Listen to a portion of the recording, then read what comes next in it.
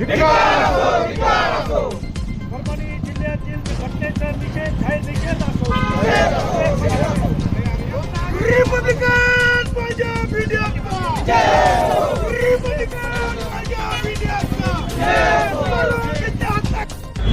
परभणी येथील जी घटना घडलेली आहे, संविधानाचे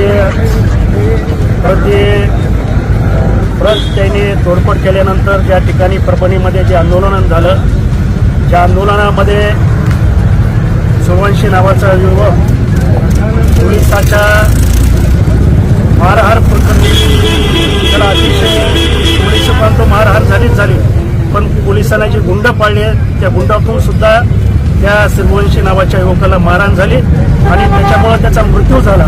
आणि आज रिपब्लिकन पार्टी ऑफ इंडियाच्या वतीनं आम्ही या जिल्हाधिकारी कार्यालयावर आम्ही भव्य असे निदर्शन करत आहोत. पहिले आमची अशी मागणी आहे की जे पोलीस प्रशासनाचे जे अधिकारी आहेत त्यांना तात्काळ डिसमिस करा, त्यांना आपल्या सेवेतून त्यांना निलंबित करा अशी आम्ही मागणी केलेली आहे. दुसरी, बीड जिल्ह्यामध्ये अतिशय एक वाईट घटना घडलेली आहे.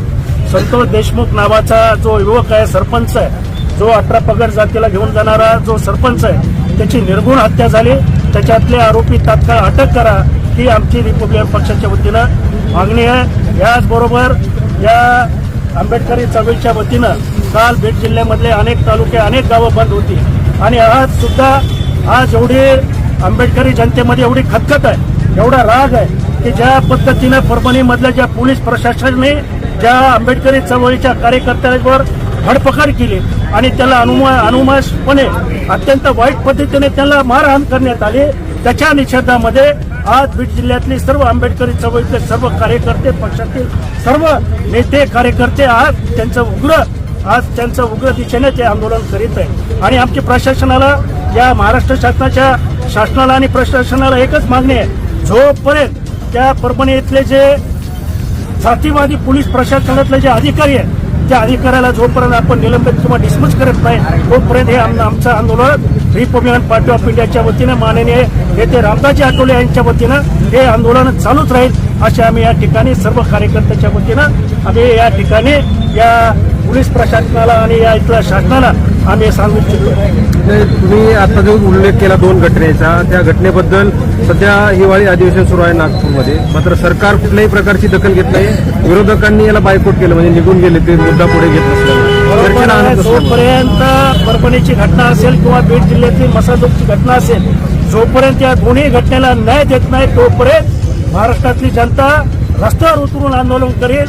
आणि ज्यांनी कोणी बायकॉट केलं असेल त्यांनी या आंदोलनाला धरूनच, महाराष्ट्रातल्या जनतेच्या भावना धरूनच त्यांनी आज सभात्याग केलेला आहे. मी त्यांचं या ठिकाणी सर्व आमदाराचं मी या ठिकाणी पूर्ण महाराष्ट्रातील दलित चळवळीच्या वतीने, आंबेडकरी चळवळीच्या वतीने मी त्यांचा आभार व्यक्त करतो. तुम्ही युतीमध्ये, सत्तेमध्ये सुद्धा आहात. आठवले साहेबांची काय भूमिका असणार आहे? आठवले साहेबांची स्पष्ट भूमिका आहे.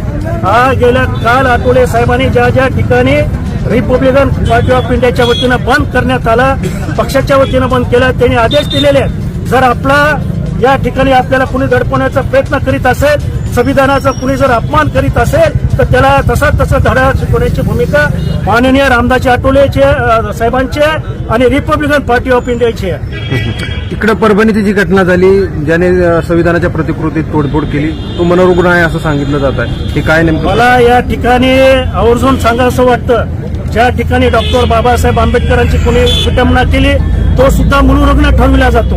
काल संविधानाची तोडफोड केली त्याला सुद्धा मनोरुग्ण ठरवलं जातं. हे कुठंतरी सरकारचं क्लीन चिट देण्याची मागची भूमिका असावी असा तमाम आंबेडकरी चळवळीच्या मनामध्ये प्रश्नचिन्ह निर्माण झालेला आहे.